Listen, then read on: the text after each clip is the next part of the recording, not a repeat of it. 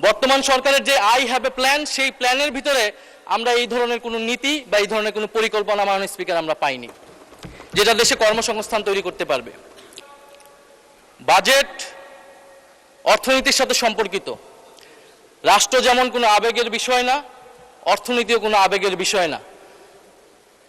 আমরা বললাম, আমরা চাইলাম, আমরা বাস্তবায়ন করে ফেলবো সবাই মিলে, আর আমরা করে ফেলবো, এটা সম্ভব নয়। একটি বাজেট বা অর্থনীতির পরিবর্তনের জন্য উৎপাদন, বন্টন, ভোগ, বিনিয়োগ সবকিছুর একটি সুষম পরিকল্পনা প্রয়োজন। সেই পরিকল্পনা আমরা এই বাজেট বক্তব্যে মাননীয় স্পিকার পাইনি। মাননীয় স্পিকার, বাজেটের যাওয়ার আগে আমি যদি একটু অর্থনৈতিক প্রেক্ষাপট নিয়ে কথা বলি।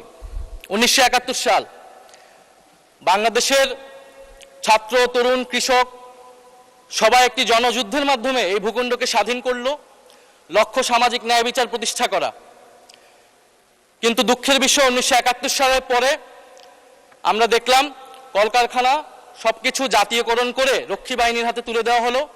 আওয়ামী লীগের নেতাকর্মীরা সবকিছু দলীয়করণ করলো, ভোগ দখল করলো।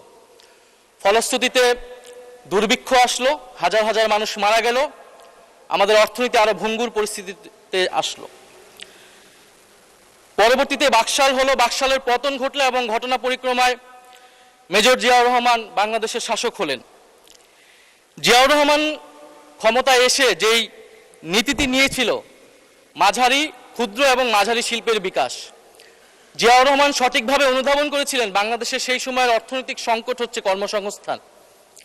ফলে তিনি মুক্তবাজার অর্থনীতিকে প্রমোট করলেন এবং আমাদের আজকের যে পোশাক শিল্প, সেটা জিয়াউর রহমানের হাত ধরে বাংলাদেশে প্রতিষ্ঠিত হলো।